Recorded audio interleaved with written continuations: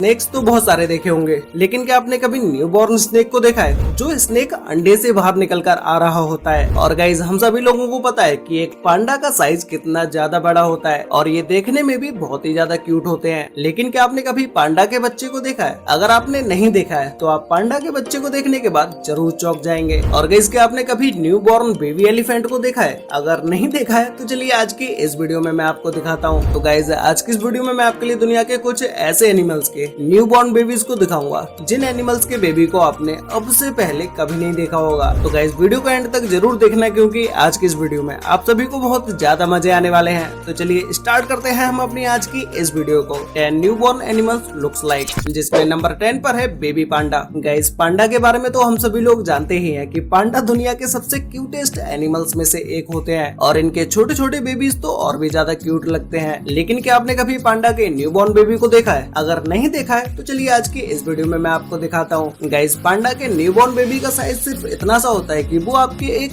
हाथ में भी आ सकता है। और अगर हम पांडा के न्यूबॉर्न बेबी को कंपेयर करें एक अडल्ट पांडा के साथ, तो इन दोनों का साइज देखने के बाद तो आप जरूर चौंक जाएंगे, क्योंकि एक अडल्ट पांडा न्यूबॉर्न पांडा से बहुत ही ज्यादा बड़ा होता है और एक बेबी पांडा में वजन सिर्फ 150 ग्राम ही होता है। जैसे जैसे समय बीतता जाता है वैसे वैसे बेबी पांडा का साइज भी बढ़ता जाता है और इनके आंखों और कानों पर ब्लैक स्पॉट आना शुरू हो जाते हैं, जिसकी वजह से ये पांडा और भी ज्यादा क्यूट लगने लगते हैं। नंबर 9 पर है ऑक्टोपस। गाइज अभी जो आप स्क्रीन पर इस वीडियो को देख रहे हैं ये एक बेबी ऑक्टोपस है और इसे देखने के बाद आप सोच रहे होंगे कि भाई इसका साइज तो नॉर्मल ऑक्टोपस से बहुत ही ज्यादा छोटा है। इसका छोटा साइज होने के पीछे भी एक वजह होती है, क्योंकि एक मादा ऑक्टोपस एक बार में 60,000 अंडे देती है और इतने सारे अंडों का साइज बहुत ही छोटा होता है। फीमेल ऑक्टोपस इन अंडों को अपने अंदर 4 से 5 महीनों तक रखती है और फिर सर्दियों के समय में जब इसका अंडे देने का समय आता है तो ये फीमेल ऑक्टोपस किसी चट्टान के नीचे जाकर या फिर किसी सेफ जगह पर अपने अंडों के साथ सुरक्षित बैठी रहती है। और फीमेल ऑक्टोपस की एक सबसे इंटरेस्टिंग बात यह है कि ये ऑक्टोपस एक बार में 10,000 से भी ज्यादा अंडे देती है और एक फीमेल ऑक्टोपस अपने अंडों के पास तब तक बैठी रहती है जब तक कि उन अंडों से बच्चे बाहर नहीं आ जाते। तब तक ये फीमेल ऑक्टोपस ना तो किसी का शिकार करती है और ना ही कुछ खाती है। और 1 महीने के बाद जब इन अंडों से बच्चे बाहर आने लगते हैं तब तक ये फीमेल ऑक्टोपस इतनी ज्यादा कमजोर हो चुकी होती है कि ये वहीं अपना दम तोड़ देती है और इसके अंडों से बच्चे एक एक करके बाहर निकलने लगते हैं। और ऑक्टोपस के बच्चों को किसी भी तरह की कोई प्रोटेक्शन की जरूरत नहीं होती है, ये बचपन से ही अकेले ही सरवाइव करना सीख लेते हैं।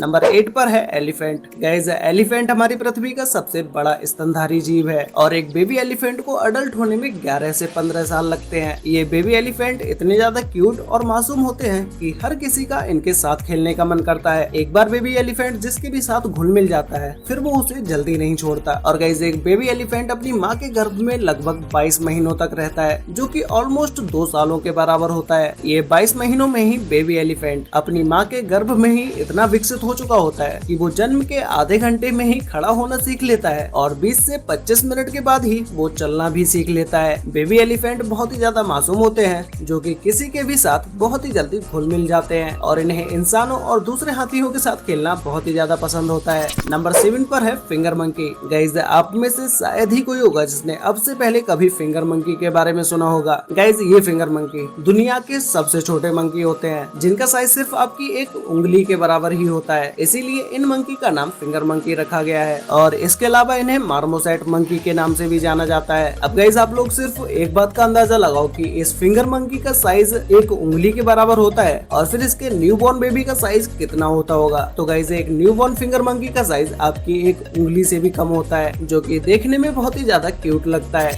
नंबर 6 पर है स्नेक। गाइस स्नेक तो हम सभी ने बहुत सारे देखे हैं, लेकिन क्या आपने कभी न्यूबॉर्न स्नेक को देखा है? आप में से शायद ही कोई होगा जिसने न्यूबॉर्न स्नेक को अपनी आंखों से देखा होगा। तो चलिए आज के इस वीडियो में मैं आपको एक न्यूबॉर्न स्नेक को दिखाता हूँ। तो गाइस अभी जो आप स्क्रीन पर इस वीडियो को देख रहे हैं ये एक कोबरा स्नेक है, जो कि अंडे से बाहर निकल कर आ रहा है। गाइस आप में से ज्यादातर लोगों को स्नेक से रिलेटेड इस बात के बारे में ज्यादा नहीं पता होगा कि एक छोटा स्नेक भी उतना ही जहरीला होता है जितना कि एक अडल्ट स्नेक होता है। तो एक छोटे से स्नेक को देखकर आप ये मत समझ लेना कि ये आपको नहीं काटेगा। नंबर 5 पर है बेबी डियर। गाइस एक हिरन को देखने के बाद तो हर किसी का दिल पिघल ही जाता है, लेकिन जब आप एक न्यूबॉर्न हिरन को देखेंगे तो उसे देखने के बाद तो आपका इसको पकड़ने का ही मन करेगा, क्योंकि इनकी क्यूटनेस और मासूमियत देखने के बाद तो हर कोई इन्हें खिलाना चाहता है। लेकिन बेबी डियर को पकड़ने से पहले आप एक बात का ध्यान रखना कि उसे उसकी माँ कहीं से भी ना देख रही हो, क्योंकि एक हिरन भी अपने सेल्फ डिफेंस के लिए आपके ऊपर कभी भी अटैक कर सकती है। नंबर 4 पर है बेबी डॉग। गाइस डॉग्स के बारे में तो मुझे आपको बताने की कोई जरूरत नहीं है, क्योंकि हम सभी लोगों के घर में डॉग्स तो जरूर होते ही हैं, और जिसके भी घर में डॉग नहीं होते हैं उनके गलियों मोहल्लों में तो जरूर डॉग होते ही होंगे। तो हम सभी लोगों ने बेबी डॉग्स को तो जरूर देखा ही होता है। ये बेबी डॉग्स इतने ज्यादा क्यूट और मासूम होते हैं कि अगर आपके सर पर कितना भी स्ट्रेस क्यों ना हो, इन्हें देखने के बाद वो सब खत्म हो जाता है। हर कोई इन बेबी डॉग्स को अपने साथ ले जाने के लिए तैयार रहता है। नंबर 3 पर है व्हाइट बैट। गाइस चमगादड़ के बारे में सुनने के बाद हम सभी के माइंड में एक ही ख्याल आता है कि चमगादड़ बहुत ही ज्यादा खतरनाक होते हैं, लेकिन अगर हम बात करें इनके बच्चों की तो इनके बच्चे इतने ज्यादा खतरनाक नहीं होते हैं और बेबी बैट को पालना आसान भी होता है। लेकिन जैसे जैसे ये बड़े होते जाते हैं वैसे वैसे इनके अंदर का गुस्सा और भी ज्यादा बढ़ता चला जाता है। और गाइस आप सभी लोगों ने ब्लैक बैट तो जरूर देखे ही होंगे, लेकिन क्या आपने कभी व्हाइट बैट को देखा है? ये बैट भी सेम ब्लैक बैट की तरह ही होते हैं, लेकिन ये ज्यादातर घरों में पाए जाने के बजाय जंगलों में पाए जाते हैं और इन्हें ज्यादातर केले के पत्तों के नीचे देखा जाता है। वैसे तो एक फीमेल चमगादड़ एक समय में एक ही बच्चे को जन्म देती है। ऐसा इसलिए होता है क्योंकि एक बेबी बैट का वजन फीमेल बैट का 40% होता है, इसीलिए एक बार में एक बैट से ज्यादा फीमेल बैट के बच्चे देना मुमकिन नहीं है।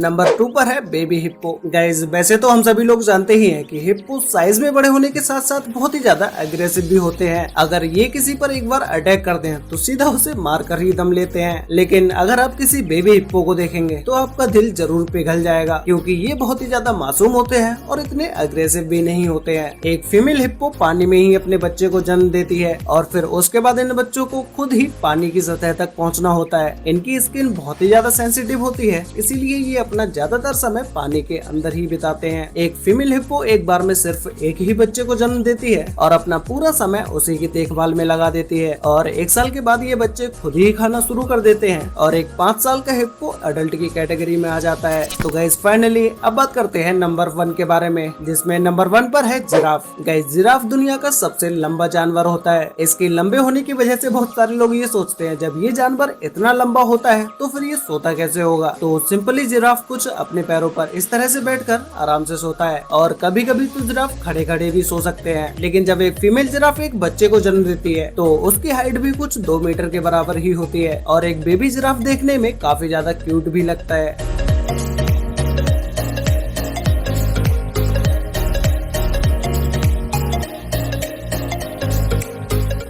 वैसे गाइस आपको इन सभी एनिमल्स में से किस एनिमल का बेबी सबसे ज्यादा अच्छा लगा? और गाइस क्या आपने कभी एक बेबी डॉग को अपने घर में पाला है? अगर पाला है तो भाई मुझे नीचे कमेंट करके जरूर बताना। तो गाइस